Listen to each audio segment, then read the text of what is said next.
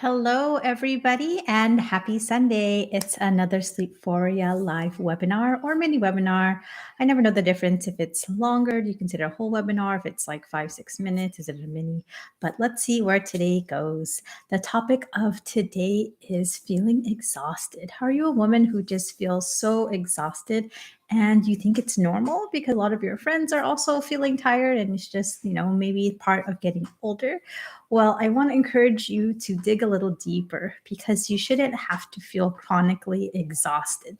There could be potential medical reasons to explain why you're feeling really tired, but also there could be lifestyle factors or even issues that can impact your soul. Now, what do I mean by that? Well, if you want to learn more, just keep watching and we'll answer any of your questions. Thank you for all of those people who are watching live. And also, if you're watching the replay, put in the comments below that you are, and so glad that you can be here with me today. Alrighty, so if you're feeling chronically exhausted, I'm sure you know what that feels like, right? You wake up, you're tired, maybe you wake up with a headache, you feel like you just need to have a couple cups of coffee or tea just to get going in the morning. Afternoon comes, you want to take a nap, maybe you're yawning in some of your meetings and you just wish you could crawl back into bed.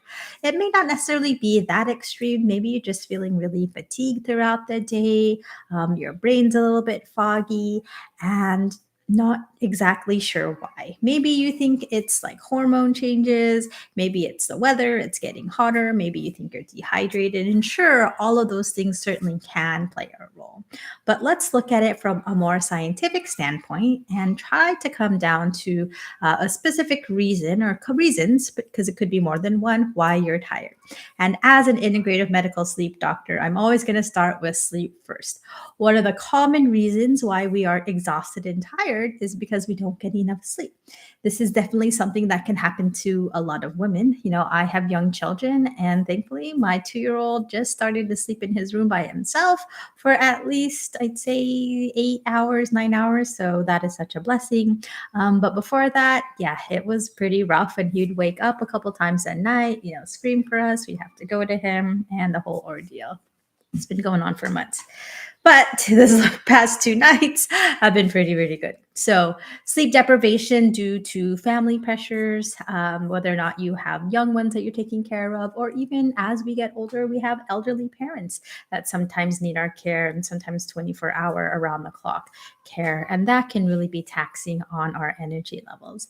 Another thing to consider is, could you have an underlying sleep condition? And this is something that I see day in and day out in my medical sleep practice, where someone comes in because they're snoring. They don't really know if they gasp or choke. They don't have a bed partner, or if they do, their bed partner is fast asleep. And so they aren't too sure if they have the traditional symptoms of obstructive sleep apnea, which are stopping breathing or holding your breath when you sleep or gasping or choking.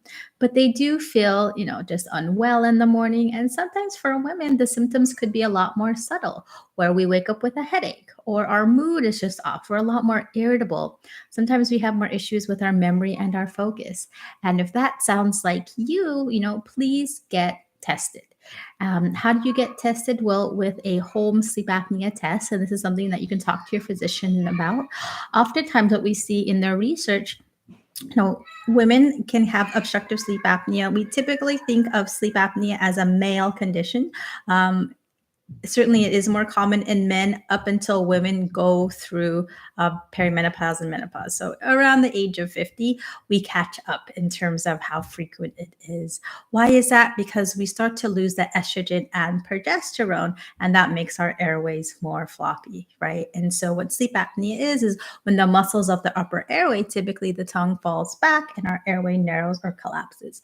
Our brain doesn't like that. Our body doesn't like that. So our brain will tell us that wake up and breathe, and we fall back asleep again and it narrows and closes. So this process can repeat itself frequently throughout the night. If it happens for at least 10 seconds, 5 times an hour or greater during the sleep test, then that's positive. Some of the research does show that a lot of primary care physicians and practitioners don't always screen people about their sleep. Oftentimes you go in, they're checking your blood pressure. They're making sure that your blood work is okay. Or maybe they're ordering your blood work. They're talking about your mammogram. They're talking about your colonoscopy, right? There's a whole laundry list of checklists that they're going through, but sleep hasn't made the list quite yet. But I can argue if you're getting better sleep, right, your blood pressure can get better, your risk for breast cancer can actually go down. So it's really remarkable all the benefits sleep has. And some of the research shows that up to 90%, even greater, of women who potentially have obstructive sleep apnea haven't even been tested because there is a gender bias in medicine. Well, if a woman will come to their doctor asking for or telling them that they're tired or maybe exhausted, they get their thyroid checked, which is really helpful because having a low thyroid, hypothyroidism, is associated with feeling sluggish and tired and exhausted. Or, maybe they're diagnosed with depression and sent off to see a therapist or with an antidepressant pill. Certainly, those can be other reasons why, but I was, being a medical sleep doctor, I'm biased. I see this all the time where women can have mild sleep apnea. Once we get them treated either with a CPAP or positional therapy or weight loss, they feel so much better. So I'd say number one reason, if you're feeling exhausted and you're snoring, gasping, tired, having a hard time maintaining sleep, talk to your doctor about getting a sleep study. The second is blood work. What blood work do I need to make sure that I'm not exhausted? So, typical blood work that happens during your an annual visit is something like a CBC, which makes sure that you're not anemic.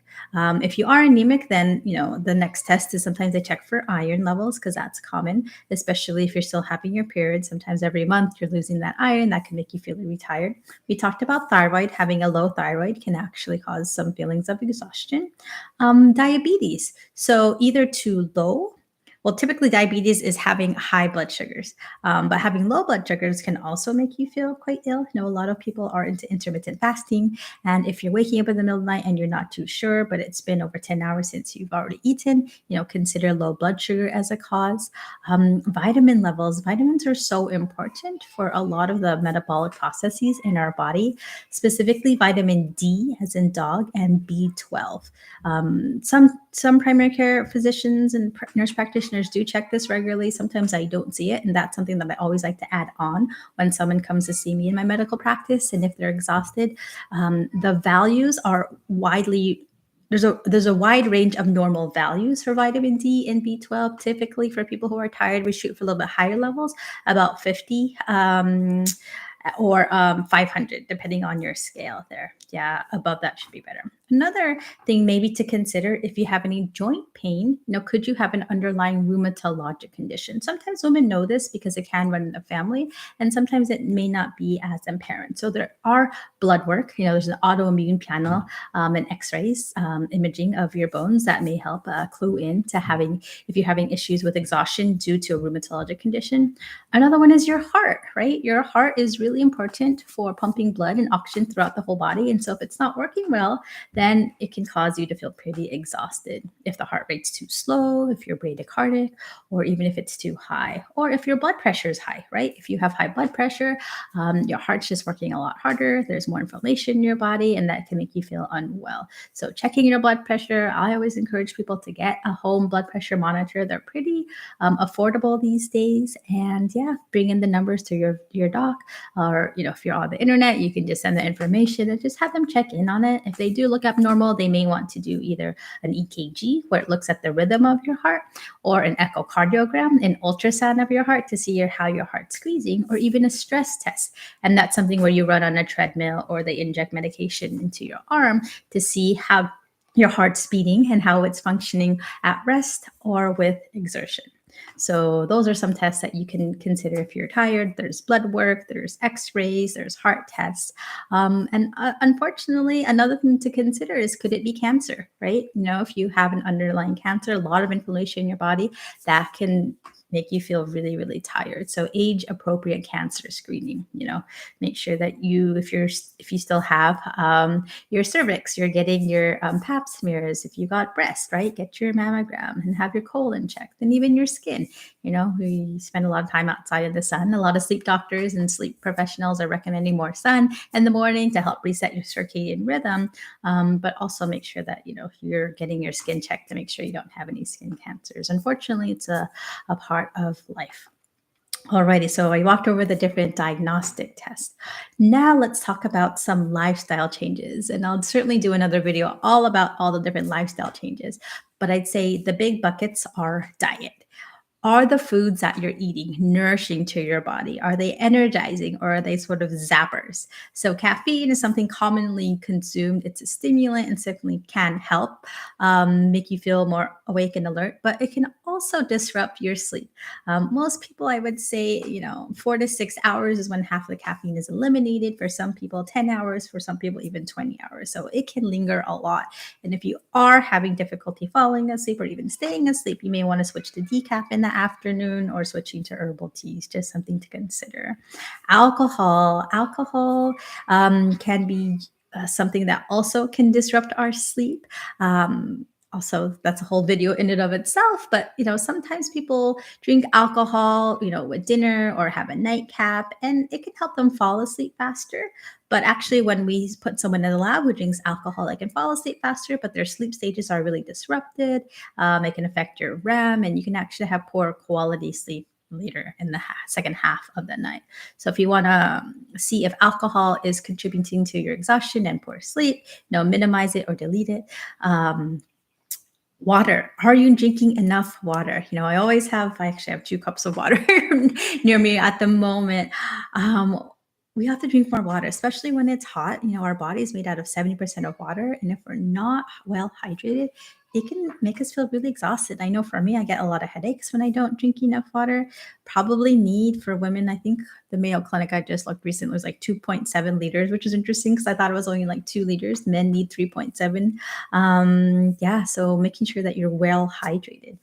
Exercise. This sounds a little bit opposite. Like, I'm so exhausted, Dr. Val. Why would I even want to exercise? Well, moving your body is super helpful, right? You get your heart pumping, more blood and oxygen is going to your brain, and you can actually feel better. It doesn't have to be like a really intense, high intensity workout. Can you incorporate, 10 minutes of walking in the morning, 10 minutes at lunch, and 10 minutes when you get home? Guess what? That's 30 minutes as a whole. It doesn't have to be bulked all together. Sometimes, even myself, pretty busy with my job, with my family, where I feel like I don't have enough time to exercise, but working from home, just going around the block, right? Can it be simple? Can I just do some push-ups against the wall or some sit-ups? It doesn't have to be a whole big thing where you go to a gym and lift heavy weights. If you want to and you do, fantastic.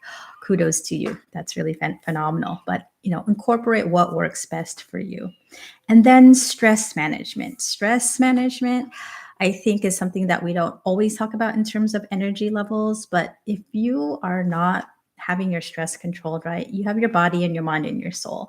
And if those things aren't in alignment, if they're not in harmony, you can feel really off. And so oftentimes I see people who have insomnia, difficulty falling asleep or staying asleep because their stress is just really uncontrolled, whether it be from a job they don't like, issues with their family, issues with finances. There's a whole host of reasons. But there are certainly good treatment options. And really, I like to encourage folks to journal, getting the thoughts out of your head onto a piece of paper. It makes it less threatening.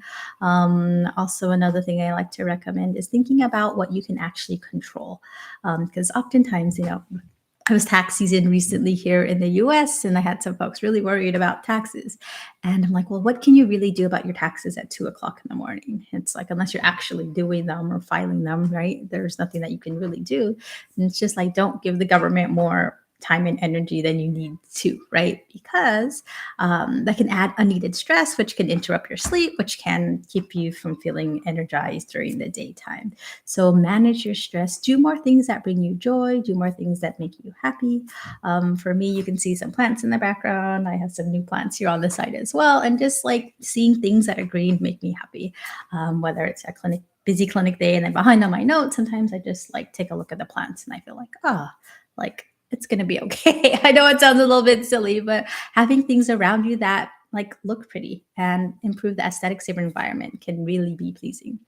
And then maybe the final question is it time to see a specialist, right? You've talked to your doctor, you've had the blood work done, you've had the sleep study, you've done all the lifestyle things, you're just not feeling well.